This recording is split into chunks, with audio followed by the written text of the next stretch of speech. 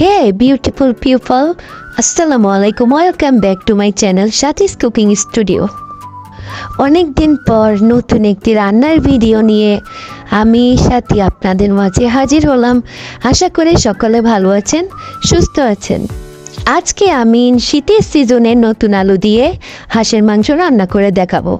হাঁসটাকে আমি বেছে কুটে ধুয়ে পানি ঝরিয়ে নিয়েছি।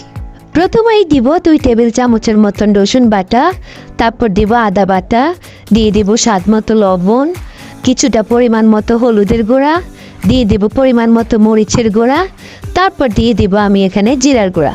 সবগুলা মশলাই আমি হাতের সাহায্যে দিয়েছি, আজকে আমি এখানে কোনো চামচ ব্যবহার করিনি। তারপর মাংসগুলোকে ম্যারিনেট করে আধা ঘন্টার জন্য রেখে দিব।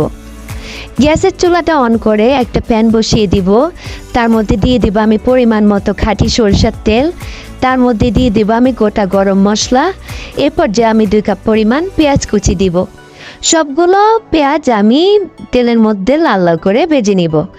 এরপরে আমি এখানে দিয়ে দিব আমার ম্যারিনেট করা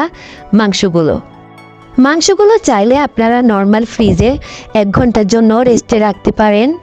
মাংসের ম্যারিনেশনটা যতটা ভালো হবে, মাংস রান্নাটা খেতে ততটাই সুস্বাদু হবে। এ পর্যায়ে আমি গ্যাসের হিটটা একটু মিডিয়াম ফ্লেমে রেখে একটা কাঁচের ঢাকনা দিয়ে ঢেকে দিব। মাংসের গায়ে যত পানি ছিল ওগুলো শুকিয়ে তেল উঠে আসছে। তেলের মধ্যে আমি মাংসগুলোকে একবারে ভাজা ভাজা করে ফেলবো। এই পর্যায়ে আমি 1 কাপ পরিমাণ পানি, নর্মাল পানি দিয়ে দিব মাংসগুলোকে সিদ্ধ হওয়ার জন্য। চুলার আঁচটা একবারে কমিয়ে সিদ্ধ হওয়া পর্যন্ত অপেক্ষা করব। অ্যাকচুয়ালি হাঁসের মাংসটা শীতকালে খেলেই বেশি ভালো, কারণ হাঁসের মাংস শরীর উষ্ণ রাখে, গরমকালে এটা খাওয়া যাবে না। তারপরে আমার এই যে পানি শুকিয়ে তেল উপরে উঠে আসছে, মাংসগুলোও মোটামুটি সিদ্ধ হয়ে গেছে। এখানে আমি একটা টমেটো কুচি দিয়ে দিব, তার মধ্যে আমি 2-3টা নতুন আলু কেটে ভালোভাবে কষিয়ে নিব। আসলে আলু এমন একটা তরকারি যেটা সব কিছুর সাথেই যায়, আর নতুন আলু হলে তো কথাই নেই। এ পর্যায়ে যখন আমার কষানোটা হয়ে যাবে, তখন আমি এখানে দিয়ে দিব 1 মগ পরিমাণ গরম পানি, দিয়ে আমি ভালোভাবে নেড়ে সিদ্ধ হওয়ার জন্য অপেক্ষা করব।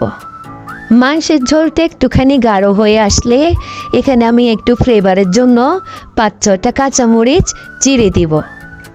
যেহেতু আমি মাংসতে আলু ব্যবহার করেছি, সেখানে আমি ঝোলটা খুব বেশি একটা গাঢ় করব না। মাঝারি ঝোলেই আলু আর মাংসটা খেতে বেশি মজা লাগবে। তো আমার রান্নাটা যদি ভালো লেগে থাকে, আমার চ্যানেলটি সাবস্ক্রাইব করে দিবেন, লাইক আর কমেন্ট করতে ভুলবেন না। Thank you.